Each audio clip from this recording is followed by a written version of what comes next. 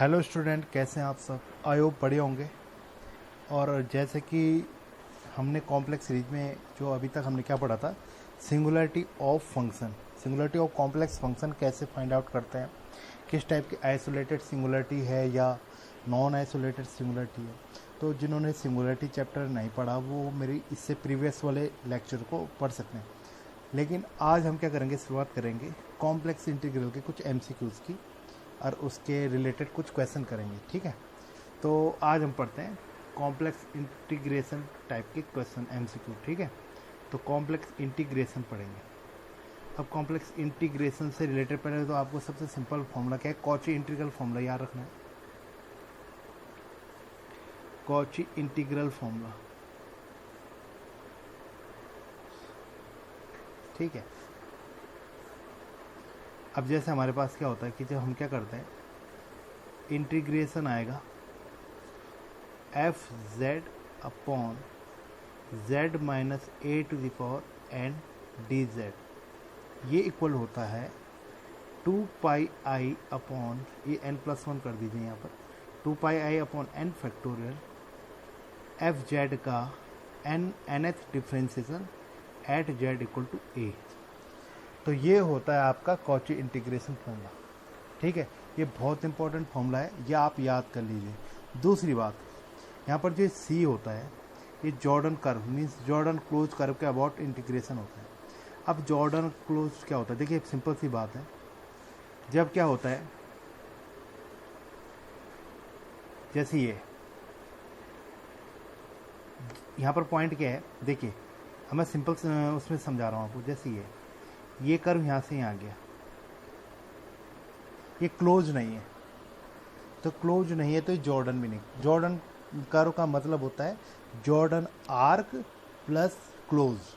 अब Jordan arc का मतलब क्या होता है, जॉर्डन आर्क का मतलब होता है कि कोई रिपीट ना हो, मीन्स कोई पॉइंट दोबारा रिपीट ना हो, उसे कहते हैं। जैसे अभी पहले ये बताते ये क्लोज नहीं, नॉट क्लोज्ड। दूसरा, अगर हमने ये लिया, ये करके और ये लिया, बस यहीं पर फिनिश हो गया, तो ये जॉर्डन कर्व भी हो गया और क्लोज्ड भी हो गया, तो ये बन गया जॉर्डन कर्व। ठीक है।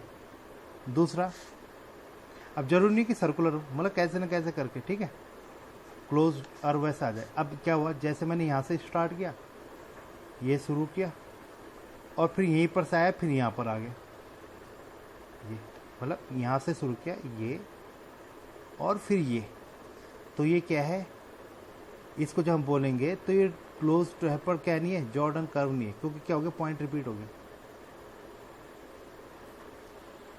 Not Jordan curve. तो जॉर्डन कर्व नहीं है तो जॉर्डन आर्क, वही जॉर्डन आर्क बोलेंगे। अगर जॉर्डन आर्क नहीं है तो जॉर्डन कर्व भी नहीं होगा। ठीक है। अब एक ये होता है, फिर आया क्लोज भी हो गया, और यहाँ पर हम जब बात करेंगे ये क्लोज भी हो गया, लेकिन क्या नहीं है, जॉर्डन आर्क नहीं है, तो तब भी क्या नहीं, जॉर्डन कर्व नहीं है। यहाँ पर एक पॉइंट यहाँ पर मैं मिस कर गया, यहाँ पर ये बोलेंगे जी जॉर्डन कर्व, जॉर्डन आर्क इसलिए नहीं है, पहले तो जॉर्डन आर्क होना चाहिए तब जॉर्डन कर्व होगा, फिर क्लोज की बात करेंगे। यहाँ पर क्या होना चाहिए, यहाँ पर स्टार्टिंग पॉइंट जब एंड पॉइंट के बराबर होता है तो हम उसे क्लोज कहते हैं। ये क्लोज नहीं है और न तो ये जॉर्डन कर्व है। ठीक है। दूसरा, ये क्लोज है और न जॉर्डन कर्व है, ये जॉर्डन भी है, कर्व भी है, क्लोज भी है, और ये क्लोज ही नहीं है। तो ये 4 पॉइंट आप याद रखिए। दूसरा, तो ये होता है जॉर्डन कर्व का रिपीट। लेकिन अगर कोई क्लोज्ड है, उसके अबाउट हो रहा है, और कितने बार हो रहा है, जैसे मैं आपको समझा देता हूँ। अगर यही आया डी जेड, तो यहाँ पर इसके साथ आएगा इंटू डब्ल्यू भी आता है। डब्ल्यू का मतलब समझ जाइए आप, वाइंडिंग नंबर है, इसे कहते हैं वाइंडिंग नंबर। वाइंडिंग नंबर का मतलब है कि किसी जिस पॉइंट, ये जो ए है, इस ए पॉइंट के बाहर जो कर्व है वो कितनी बार रिपीट कर रहा है। जैसे यहाँ पर है, ये वाइंडिंग नंबर 2 है, क्योंकि मैंने इसको कितने बार क्लोज किया, 2 बार, तो वाइंडिंग नंबर हो गया। ठीक है। तो ये क्लोज कर्व के अबाउट होता है ये इंटीग्रेशन। ठीक है। और जब ये आते थे जॉर्डन कर्व समझ लीजिए, क्योंकि इसमें वाइंडिंग नंबर नहीं, ये मतलब सिंपल एक क्लोज है जो जॉर्डन भी होता है और ऐसे कंप्लीट हो जाएगी। तो आप ये दोनों पॉइंट याद रख सकते हैं, ठीक है। अब हम क्या करते हैं, इसके क्वेश्चन करते हैं कैसे निकालना है, ठीक है। तो पहला क्वेश्चन ले लेता हूँ मैं MCQ का। देखिए पहला question, integration of Z square upon 4 minus Z square D Z. अब ये क्या है, mod of Z plus 1 equal to 2। अब यहाँ पर ध्यान दीजिए, इसका मतलब क्या हुआ, इसको हमने कंपैरिजन करना है Z minus A equal to जो आर होता है। Z minus A equal to R का मतलब होता है कि अगर कोई एक सर्कल है रेडियस आर का जिसका सेंटर है ए, तो उसे कहते हैं ये सर्किल हो गया। तो इसका मतलब इस फॉर्मूले को तो आप मैं इसको क्या लिख सकता हूँ, Z minus of -1 equal to 2। इसका मतलब ये जो पॉइंट है ये सेंटर हो गया और रेडियस क्या हो गई, 2 हो गई। तो जब हम इसको करेंगे तो क्या करना है, हमने नीचे वाले के लीनियर फैक्टर बनाने हैं, ठीक है। देखिए कैसे, तो इसको मैं ऐसे लिख सकता हूँ, जेड स्क्वायर हो गया 2 plus Z and 2 minus Z, ठीक है। उसके बाद हमने जेड माइनस फॉर्म में लिखना है इसको, ये जो हमने करा हुआ है इसको जेड माइनस, जेड आगे होना चाहिए, ठीक है। तो इसको हम क्या करेंगे, इसमें जो पहले तो एक पॉइंट यहाँ पर देख लेते हैं, यहाँ पर जो ये है 2 माइनस जेड, इसका क्या है, जेड की जगह आगे माइनस है, इसको वो करिए तो इसका माइनस मैं बाहर ले लूँगा और इसको अभी ऐसे लूँगा तो ये क्या फॉर्म बन जाएगा, जेड स्क्वायर अपॉन जेड, देखिए Z plus 2 into Z minus 2 D Z. अब ध्यान दीजिए यहाँ पर पॉइंट क्या है, हमने क्या करना है, ये जो नीचे पॉइंट है इस पे ये देखना है कि इसकी कोई यहाँ पर ये जो पॉइंट है ये कौन सा पॉइंट जो है इस सर्किल के अंदर या क्लोज कर्व के अंदर लाई करा, मीन्स इसकी सिंगुलरिटी समझ लीजिए इस पूरे फंक्शन की। अब यहाँ पर क्या है, देखिए जब हम इसको करेंगे इसका मतलब है -1 सेंटर है, ये -1 हो गया, और 2 रेडियस है, मतलब ये यहाँ तक ऐसे करके। इसका मतलब यहाँ कहाँ से जा रहा है, ये 10 पॉइंट हो गया, यहाँ से 2 पीछे जाओगे तो क्या आएगा, ये 2 रेडियस से 2 पीछे जाओगे तो क्या आ जाएगा, -2 आएगा, फिर आएगा -3, ये आ गया -3,0।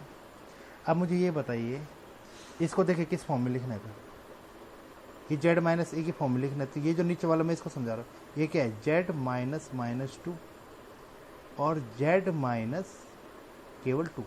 तो जेड माइनस ए लिखना है। अब ए क्या है, इसके लिए -2 है, इसके लिए 2 है, तो इसमें से कौन सा है, -2 अंदर है कि 2 अंदर है। देखिए इस सर्किल के अंदर -2 अंदर है, ये -2 है, 2 तो बाहर है। तो इसका मतलब सिंगुलरिटी किसके लिए आ रही है, केवल इसके कारण आ रही है। तो इसको रखो नीचे, और जो इसके अब अलावा है उसको ले जाओ ऊपर, उसको FZ बना लो, मतलब जेड स्क्वायर अपॉन जेड -2, इसको ले जा सकते हैं आप। अपॉन में ऐसे लिखना है, अपॉन में, और इसको ऐसे फॉर्म में लिख दिए, ऐसे समझ जाइए। अगर ये भी आता तो हम क्या करते हैं, आगे हम करेंगे उसे पार्शियल फंक्शन के रिस्पेक्ट में करते हैं हम, इसको हम अलग अलग फॉर्म में लिखते हैं। लेकिन अगर सिंगल ये वाला आ रहा है तो आप इसको ऊपर ले जाइए, सिंपल सा। ये हो गया आपके अलावा जो इसके अबाउट है, ये हो गया FZ, इसे लेंगे FZ। तो ये हो गया FZ अपॉन जेड माइनस ए, ये ए हो गया की पावर 1, ये 1 पावर है। अब इसमें लगाइए, इसका लगाएंगे तो क्या आएगा, देखिए यहाँ पर इसका मतलब आएगा, देखिए 2 पाई आइटा n है। आप देखिए यही तो चीज़ निकाल रहे हैं, यहाँ पर n1 है, तो वहाँ पर यहाँ पर n+1 की n+1 इक्वल टू 1 है, ये जो पावर है यहाँ पर देखिए, पावर से कंपेरिजन करें n+1, ये n+1 यहाँ पर कितना है 1, n क्या होगा 0, कितना आ जाएगा 2 पाई आइटा अपॉन 0 का फैक्टोरियल, आगे f जो है तो जेड स्क्वायर अपॉन जेड -2, इसका 0 बार डिफ्रेंसिएशन, 0 बार का मतलब ये हुआ कि वही फंक्शन। तो ये आएगा एट जेड इक्वल टू ए है -2, ऐसे करना है सिंपल सा। कितना आ गई 2 पाई आइटा, 0 का फैक्टोरियल हो गया 1, जेड की जगह -2 रखिए तो -2 का स्क्वायर हो गया 4, और -2 कितना हो गया -4, तो क्या होगा -2 पाई आइटा। ऑप्शन थे इसके 0, -2 पाई आइटा, सी था 2 पाई आइटा, और डी था 1। दूसरी बात माइनस आएगा। अब यहाँ पर एक पॉइंट और था, हमने क्या करा था इसमें, इसको जब कहते हैं माइनस बाहर लिखना भूल गया था, माइनस भी है इसका भाग, क्योंकि हमने इसको जेड माइनस लिखा था, तो माइनस भी लिखते रहना आप। तो क्या हो जाएगा यहाँ पर, ये प्लस हो जाएगा, तो आंसर क्या है इसका, सी। ठीक है, तो ये हो गया क्वेश्चन। दूसरा, या आपकी समझ में आ गया होगा, अगर कहीं पर दिक्कत होगी तो आप कमेंट करके पूछ सकते हैं। ठीक है, अगला क्वेश्चन है, ये भी इंपॉर्टेंट क्वेश्चन है। लेट गामा के इक्वल टू के ई टू द पावर आईटा के theta such that 0 to theta to 2 pi for k equal to 1 to 3. Which of the following is correct? Is correct.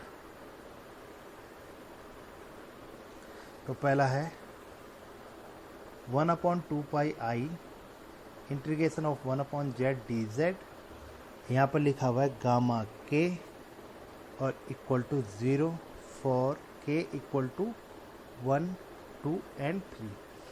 अगला है B 1/2 pi iota gamma 1 1/z dz equal to 1। C है 1/2 pi iota gamma 2 1/z dz equal to 4। और D है 1/2 pi iota integration of gamma 3 1/z dz equal to 3।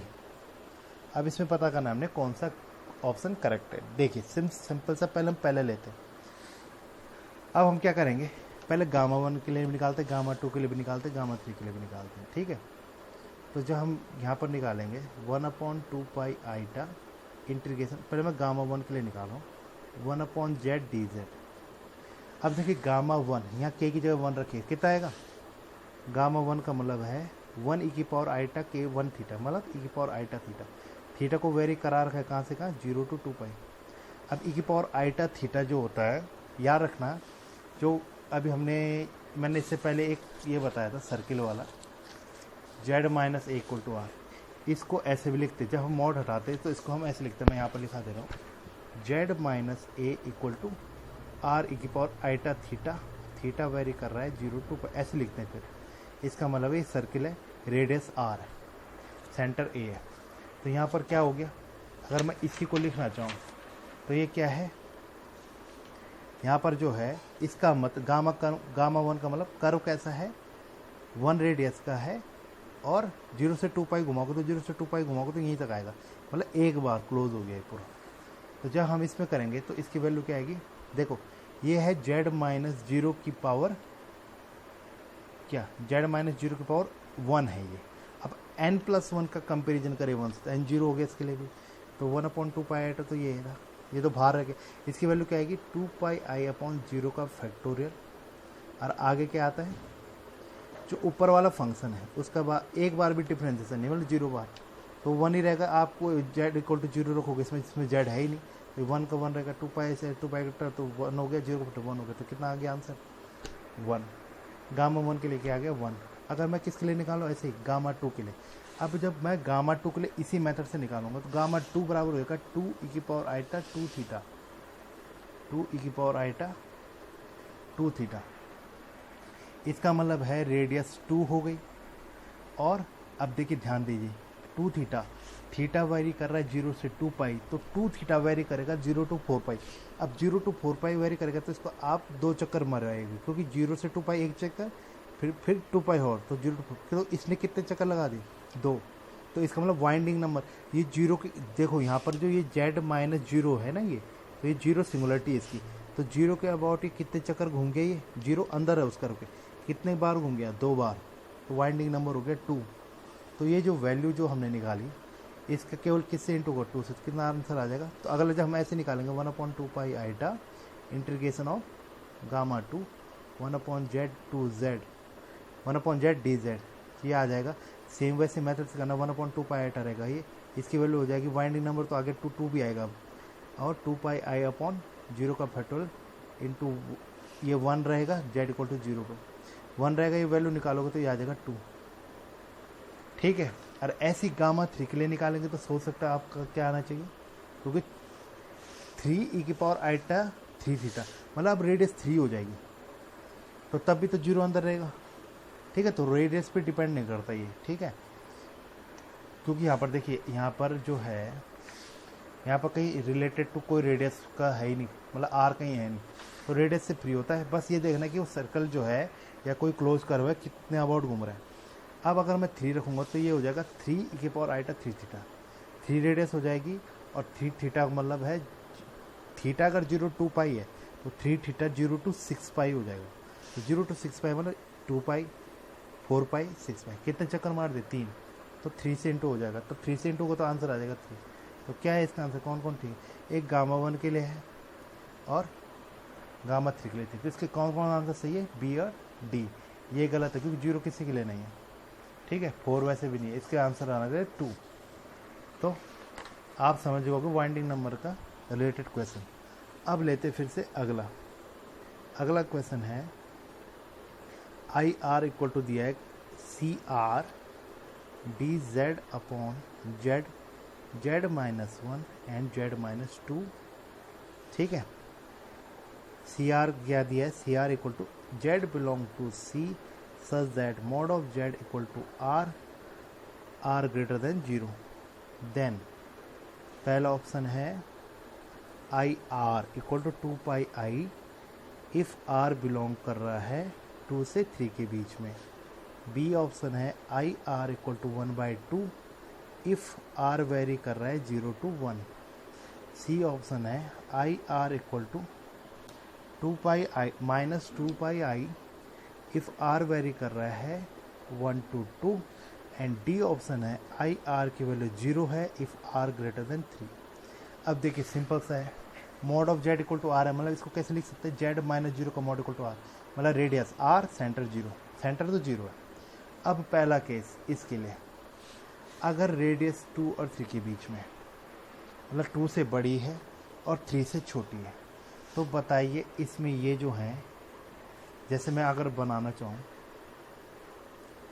2 से बड़ी है 3 से छोटी, कुछ भी ले लो, 2.5, ये 2.5 रेडियस का माना क्या है, सर्किल है, मतलब 2.5 अगर, तो इसके अंदर इसको देखिए, इसको क्या लिख सकता हूँ मैं, Z -0 into Z -1 into Z -2, मतलब 0 का आएगा यहाँ, 1 का आएगा यहाँ, 2 का आएगा यहाँ, तीनों के तीनों पॉइंट क्या इसके अंदर हैं, तो तीनों के तीनों किसी को ऊपर ले जाने की जरूरत नहीं। अब इसको क्या करना पड़ेगा, हमें पार्शियल फ्रैक्शन से अलग अलग लिखना पड़ेगा। मीन्स कैसे, देखिए ऊपर वाले को छोड़ दीजिए, बाकी चीज़ जो जिसके कारण हो रहा है उसको नीचे लिखिए।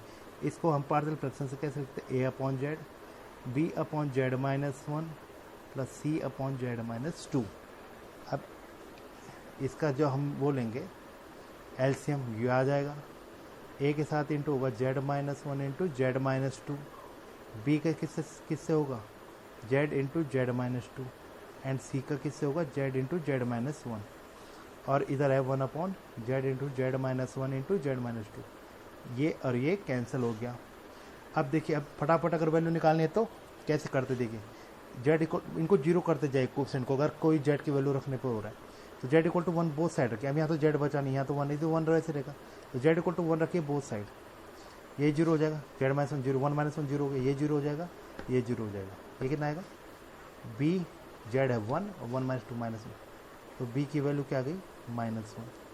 अब रखिए 2, अब यहाँ तो जेड है नहीं तो ऐसे रहेगा 1, 2 रखो, ये भी 0 हो जाएगा, ये भी 0 हो गया, ये बचेगा, तो सी इंटू 2 और 2 - 1 क्या हो गया 1, तो सी की वैल्यू आ गई 1/2। ठीक है, अगला जेड इक्वल टू रखिए, अब क्या बचा 0 रख दिया,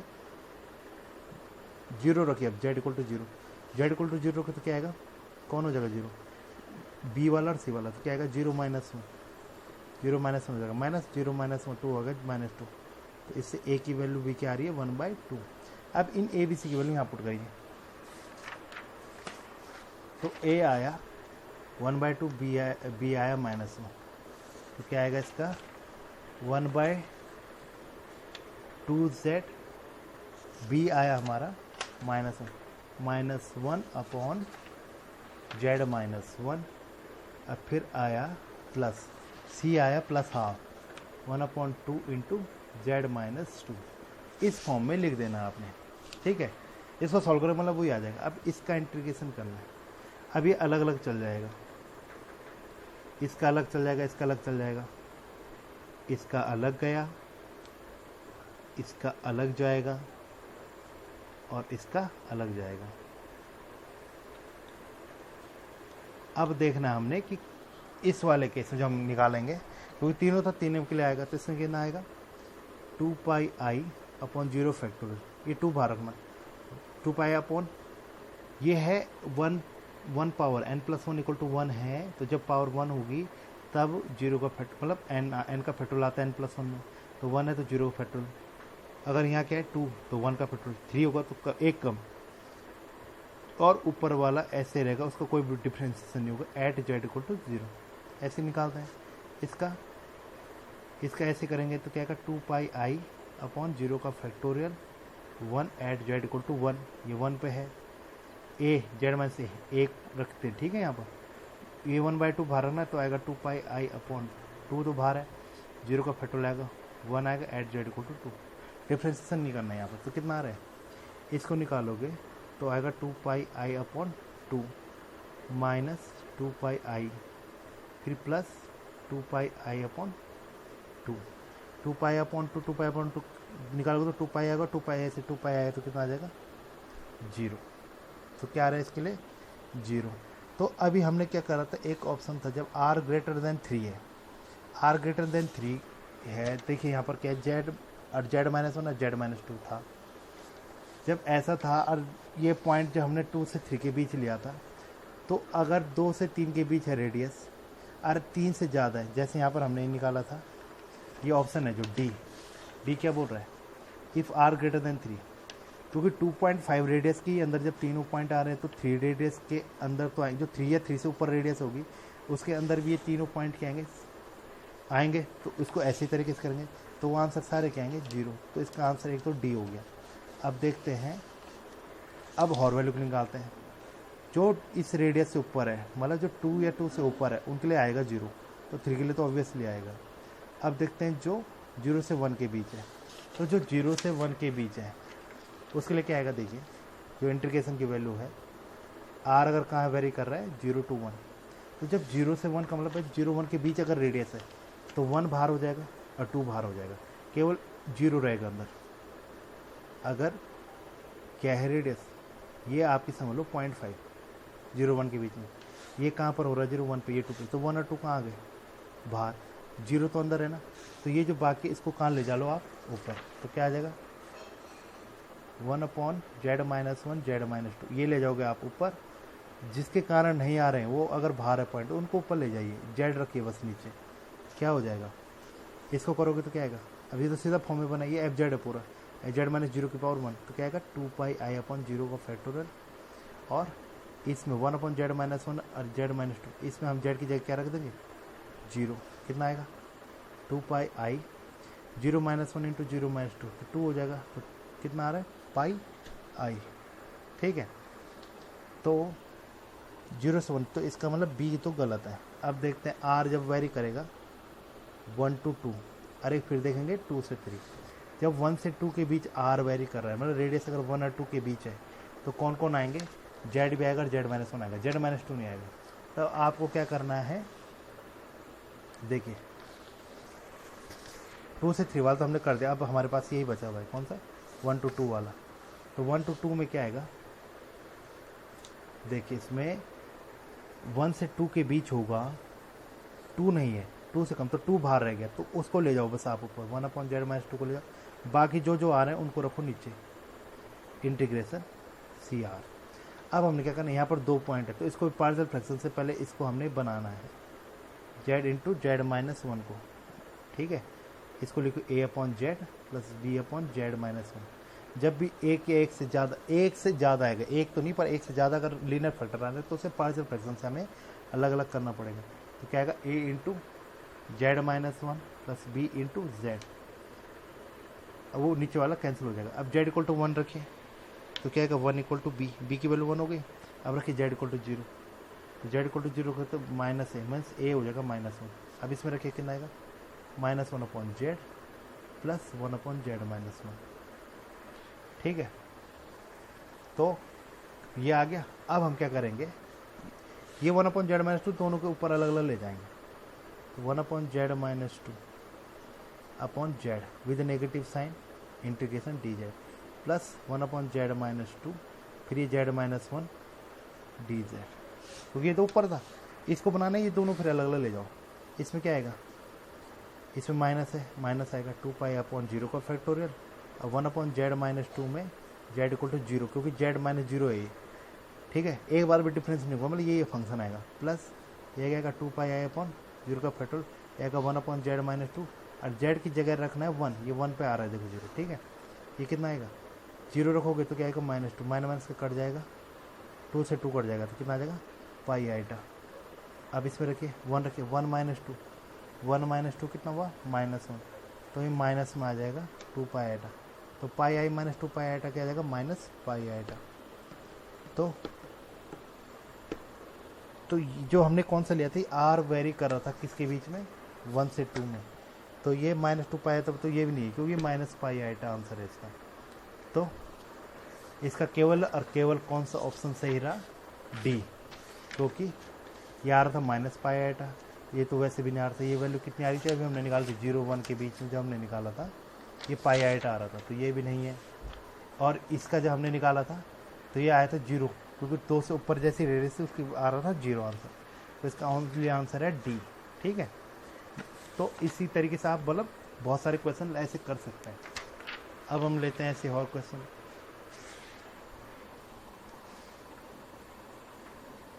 इसमें लेते हैं,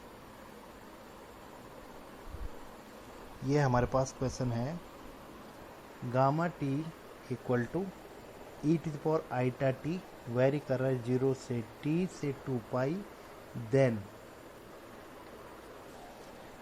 1/2πi integration of gamma z² minus 1/2 dz। अब यहाँ पर जो है, यहाँ पर भी सिंपल है क्वेश्चन ये। अब ये देखते हैं e⁻t, अब देखिए आगे क्या है 1 e⁻t थीटा टाइप से, तो 1 रेडियस है, अगर ऐसा लिखा है 1 रेडियस है, 0 से 2π मतलब एक ही चक्कर राउंड मार रहा है। अब 1/2 तो अगर 1 रेडियस का कोई सर्किल है तो 1/2 तो अंदर ही आएगा, तो ये सिंगुलरिटी। अब इसमें जो ये है इसकी पावर है 1, तो ये तो 1/2πi तो ऐसे ही बाहर आएगा। इसका क्या आएगा 2πi/0 का फैक्टोरियल, और ये आएगा z² ऊपर सेम आएगा, इसमें z की जगह हम क्या रख देंगे 1/2, सिंपल सा, ये कट गया, जो 1 हो गया, तो z की 1/2 का स्क्वायर कितना हो गया 1/4। ऑप्शन थे इसके वैसे असल में 1/4, बी था 2, सी था 4, डी था 0। क्या हो जाएगा इसका आंसर 1/4। ठीक है, ऐसे ही अगला क्वेश्चन है, fz equal to z² plus 3z plus 2 upon z² minus 1। ठीक है, अब हमने इसके निकालना है, सी हमारे पास गिवन है z such that z minus half equal to 1,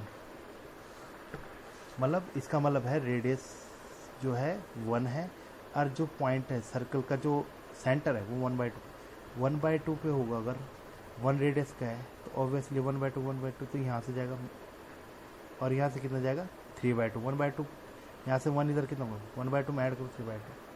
अभी क्या हो z+1 z-1, तो -1 और +1, -1 ठीक बाउंड्री पे आ रहा है। अभी देखो यहाँ पर इक्वल लिखा है, तो बाउंड्री पे भी अगर आएगा तब भी होगा, और बाउंड्री के अंदर भी आएगा तब भी। तो क्या आएगा यहाँ पर जब हम लेंगे तो +1 यहाँ पर आराम से इसके अंदर आ रहा है, और -1 देखिए ठीक -1 बाउंड्री पर आ रहा है, तो इसमें हम क्या करेंगे नीचे वाले के फिर वही फैक्टर कर लेंगे, z+1 इंटू z-1 क्या आएगा a/z+1 प्लस b/z-1। तो इसके पहले ऑप्शन ले लेते, ऑप्शन था इसका आंसर दे रखा 0, बी है 2πi, सी है 4πi, डी है 6πi। ठीक है, तो क्या आएगा, इसको लिखिएगा तो क्या फॉर्म में आएगा 1 इक्वल टू आएगा a into z-1 plus b into z+1। ठीक है, बाकी नीचे कैंसिल हो जाएगा। जेड इक्वल टू 1 रखोगे तो कितना आ जाएगा 2b इक्वल टू 1, तो b इक्वल टू क्या आ जाएगा 1/2। अब रखिए -1, तो a आ जाएगा -1/2।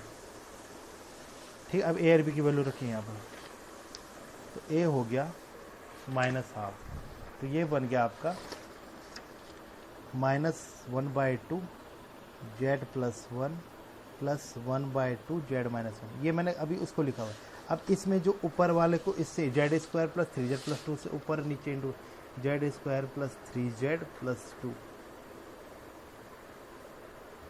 Upon 2 into z + 1 plus z² + 3z + 2 upon 2 into z - 1। ठीक है, अब हम जब यहाँ पर निकालेंगे ये वैल्यू, तो देखिए यहाँ पर कितना आ रहा है, तो ये वैल्यू हो गई। अब इसके लिए निकालेंगे, ये पावर 1 है, तो 1/2 -1/2 रख देंगे बाहर। इसका इंटीग्रेशन करेंगे तो 2πi अपॉन 0 का फैक्टोरियल और z² + 3z + 2 इसमें रख देंगे z इक्वल टू -1।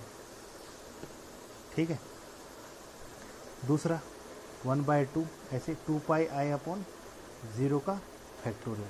अब कितना आएगा z, इसमें फिर हम z² + 3z + 2 में क्या रख देंगे z इक्वल टू 1। कितना आ रहा है ये आ रहा है -πi अपॉन 2, -1 का स्क्वायर +1 -3 + 2 प्लस 1/2 2πi,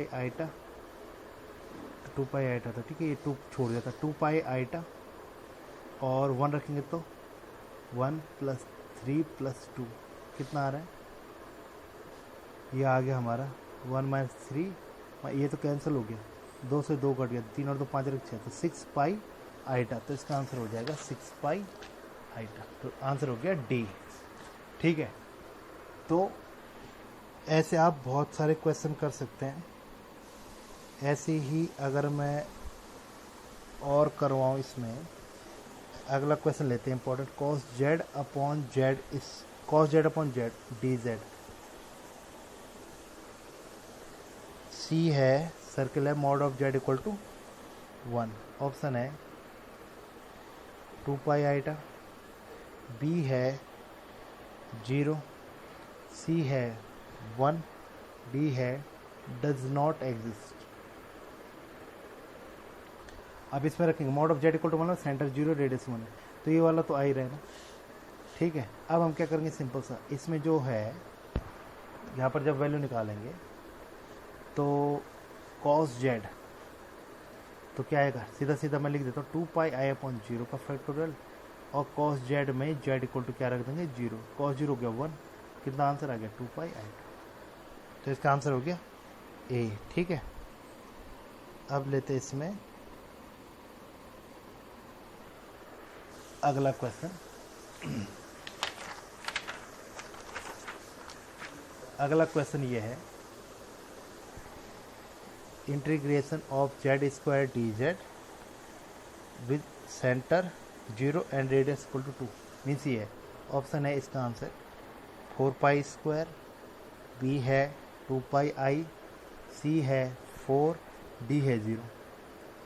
अब बताइए, देखो इसके अपॉन में है नहीं, अगर फंक्शन वहाँ पर क्या है उस पर कोई सिंगुलर पॉइंट नहीं, मतलब ये जैसे ये क्या है एनालिटिक है, एनालिटिक अगर है कोई फंक्शन तो जो पॉलिनोमियल फंक्शन होते हैं जेड में वो एनालिटिक होता है, तो उसका आप कंटूर इंटीग्रेशन करोगे तो यार ना कंटूर इंटीग्रेशन जो कॉची की जो फर्स्ट है टर्म, तो कोई अगर क्लोज कर्व के अबाउट इंटीग्रेशन हो रहा है एनालिटिक फंक्शन का तो वो आता है 0, तो इसका आंसर आ जाएगा 0। ठीक है, सिंपल सा।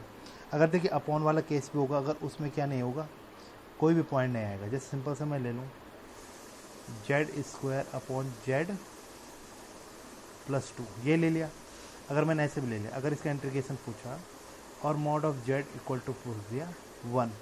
अब देखो आपको पता है सेंटर है 0, रेडियस है 1, अभी कहाँ पर हो रहा है -2 पे हो रहा है 0, -2 कहाँ हो गया यहाँ, इसके अंदर कोई सिंगुलरिटी नहीं, इस फंक्शन की पूरा एनालिटिक हो गया, तो इसका कंटूर इंटीग्रेशन 0 हो जाएगा, तब ये 0 आएगा, अगर इसका स्क्वायर होगा तब भी 0 आएगा, तो ये ध्यान देने वाली बात है। ठीक है, अब मैं इसमें वो लेता हूँ जिसमें पावर क्या होगी, देखते इसमें मिलता है कि नहीं मिलता है।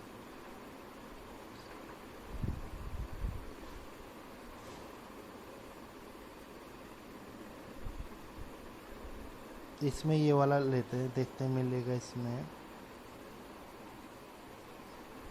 इसमें अभी होल स्क्वायर वाले नहीं ढूंढ, ये वाला लेते हैं, ठीक है। जैसे ये बता दो, जिससे पावर बढ़ जाएगी। जैसे क्वेश्चन है mod of Z equal to 2 e to the power z upon z plus 1 का होल स्क्वायर डी जेड। अब जैसे ये, इसका मतलब सेंटर 0 है, रेडियस 2 है। अब इसके अंदर तो -1 आएगा ही, ऑब्वियसली आप बना सकते हैं। लेकिन यहाँ पर n हो गया, n प्लस 1 हो गया 2, तो n क्या होगा 1। तो क्या आएगा 2 पाई आई अपॉन 1 फैक्टोरियल। और ई की पावर जेड का एक बार डिफ्रेंसिएशन करना है, डैश मतलब एक बार डिफरेंस। अगर यहाँ पर होगा 3 तो आप 2 बार डिफरेंस करोगे, यहाँ आएगा 2 फैक्टोरियल। ये ध्यान देना है। अभी तक क्योंकि पावर सिंगल सिंगल आई, अब फिर जब डिफ्रेंसिएशन कर दोगे तब जेड इक्वल टू ये वो रखना है जहाँ पर 0 आ रहा है, कहाँ पर -1। तो क्या आएगा 2 पाई आई 1 का फैक्टर 1 हो गया। ई की पावर जेड का डिफरेंस, ई की पावर जेड ही आता है, जेड इक्वल टू -1 रखोगे तो क्या आएगा ई की पावर -1। तो 2 पाई आई इंटू ई की पावर -1, ई की पावर -1 1 अपॉन ई, तो 2 पाई आई अपॉन ई हो जाएगा इसका आंसर। तो इसमें ऑप्शन थे असल में 2 पाई आई ई की पावर -1, बी था 8 पाई आई अपॉन 3 ई पावर -2, सी था 2 पाई आई अपॉन 3 की पावर -2 एंड डी था 0। तो क्या हो गया इसका आंसर, सीधा सीधा पहला ऑप्शन हो गया, ठीक है। ये पावर ज़्यादा वाले थे, ठीक है। तो अभी हम क्या करते हैं, आज के लिए इतना लेते बेसिक क्वेश्चन, आप इसको समझिए। अभी हम इसके अभी कॉची इंटीग्रेशन फॉर्मूले के अभी हम बहुत सारे क्वेश्चन लेके करेंगे अभी, ठीक है, इंपॉर्टेंट टाइप से। कहीं पर भी आपको लगता है कि कुछ मिस्टेक्स हो गई हो तो आप मुझे बता दीजिएगा। बाकी अगर आपको और क्वेश्चन देखना है तो आप देख सकते हैं। तो आप इतना आज के लिए कर लीजिए, ठीक है। तो thank you so much guys.